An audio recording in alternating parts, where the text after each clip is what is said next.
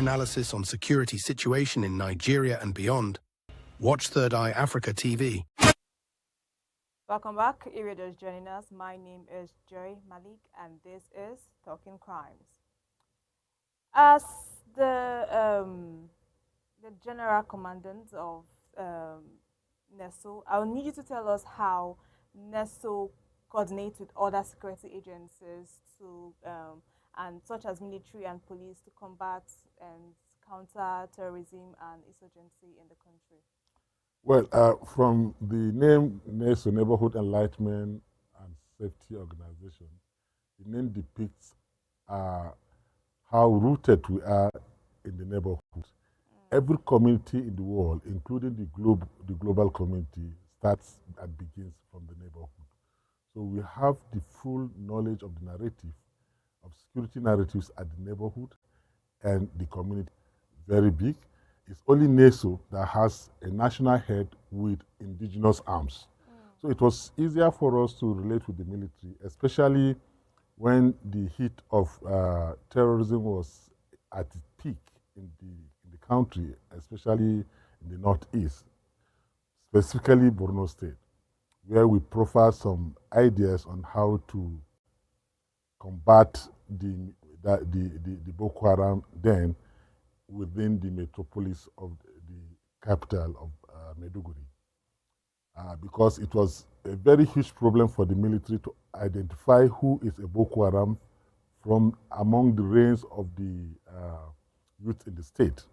So we now brought in an idea on how to create what is today known as a civilian JTF, where we, at the beginning, even the chief of army then, Brute, was not trusting, but then with time they come to see the need for us to go into that arrangement, because it is only with the locals that we'll be able to identify those that are Boko Haram members.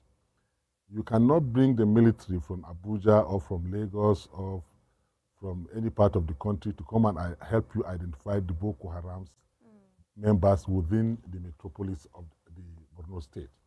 So now the need for us to have that robust relationship becomes apparently very, very important. So, and the military, with its own wisdom, buy into the idea, and so we're able to create what is called civilian JTF today, and within which they were able to go house to house for identifying who amongst the youths are members of Boko Haram. That gave a lot of success, because that is what sniffed out the Boko Haram from the metropolis into what is called Sambisa forest today. Excuse me.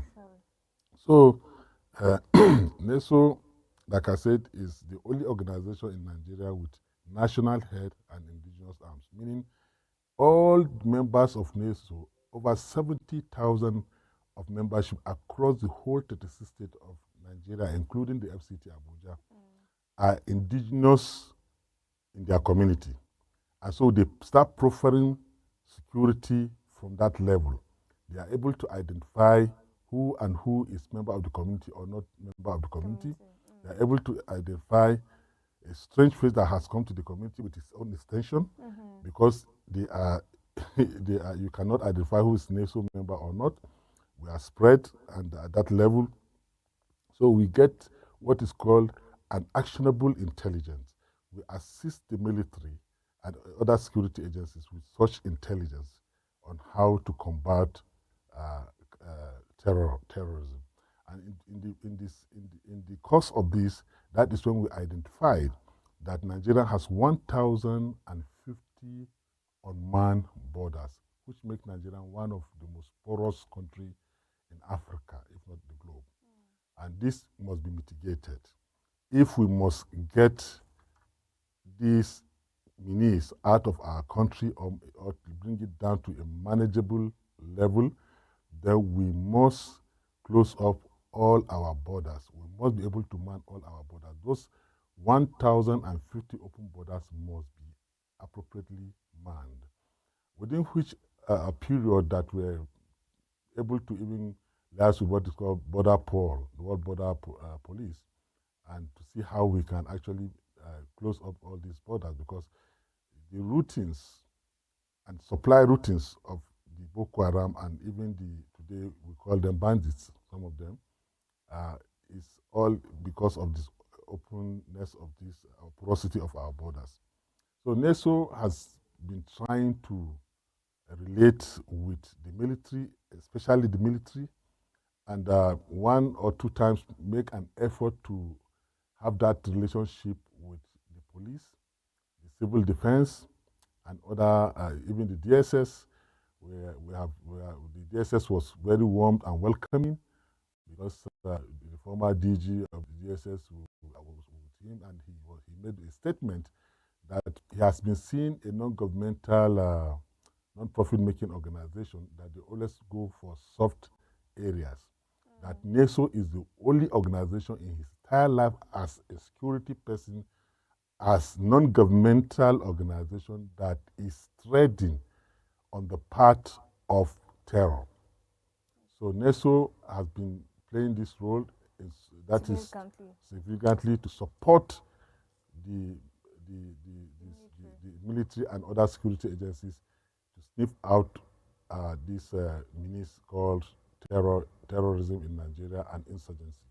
Okay, I also need you to tell me what strategies are the security agencies implementing to combat growing threat of terrorism and insurgency in the region, and how they are measuring their effectiveness. Well, we do not discuss strategies on television, but as far as I'm concerned, like I said earlier, there is a missing link in the whole thing. The military is 100% kinetic, and 100% it has no business with this with the war against terrorism. Its business is to protect the territorial integrity of our country, and they are just helping out. So the government, I insist, must create a counter-terrorism organization, a professional organization to counter terrorism. And it is very simple. They don't need to go and spend so much money somewhere. Just like Obasanjo did, civil defense was there. You just pick them and just make them government. You can equally pick NESO and make it government. That is to make it easy for them, effective. These NESO officers are well trained in terms of countering terrorism and insurgency. They are on ground. There was something we bust the other time when we found a cartel, arms cartel from Burkina Faso bringing arms into Nigeria, and we gave that to the police during Jonathan, and it paid off, So what we are saying is that you need a new face in the security arena. We need to go back to our drawing board and look at it thorough. Nigeria is a country of over 200 million people, spread on over 900 and maybe 923,000 or 927,000 square kilometers, and you have less than 1 million combined forces of the security agencies to procure security for 200 million people spread in this 900 and something thousand square kilometers, which is far cry to what is the expectation, standard global expectation of policing as it is. And now, with all the efforts, I will still give it to the military. I'll still give it to some of the security agencies, especially the DSS, in the war against, or in the fight against this counter-terrorism. Because if you look at their numbers and the space Nigeria is occupying, and then the population of the country, you will now find out that they are really trying. They are having a lot of sleepless nights. They are doing a lot of wonderful work for the country. They are very patriotic in that manner. The government should look at it properly, that we really need to protect and safeguard our military. We must jealously put them to where the Constitution has already given them that mandate to operate, to protect the territorial integrity of our nation. God forbid, should there be any external aggression today, the Nigerian army that has been extensively using all its arsenals on fighting these miscreants You expect them to come out and start protecting the country. So we must have another agency that will fill in the gap and, allow the military to carry out their constitutional mandate.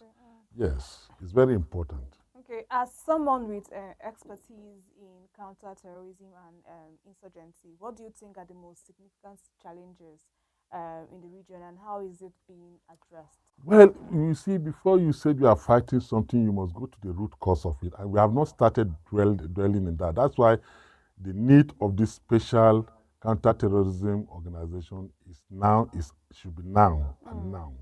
Because the root cause of this problem has not been touched. Yesterday, I was with my boss in the villa, Dr. Malemisha Omaji, who is the chairman, Advisory Council and Strategy of NESO, and again the chairman of International Human Rights Organization in Africa and Nigeria. He was in Kano, and with Daurawa, that's the head of Hizbah in Kano. When Daurawa went out at night with his boys to see what is happening at night, in 3-4 hours, they have already gathered over 200 youths that are sleeping outside. No house, no parent. And when they were doing that, they found out there are 2 dead. Up till today, as I speak, none of the parents come to claim them. These are boys we could describe as street boys who lack parental cares, who lacks educational background, and you expect them to grow within the society and will not cause menace. This is what happened in Borno State. And that's why earlier you find out that some of the parts of the initiation activities of Boko Haram is that you will have to clear your parents by yourself. So somebody who doesn't have that parental love, it's easier for him to carry out any act that is very dangerous. So we need to go into these areas, make sure the stray boys we are having in our society, especially in northern Nigeria, we should thank God the government is talking about Almajiri schools. The government should put more effort in identifying these schools and making them work so that these boys that don't have parental care are brought back together and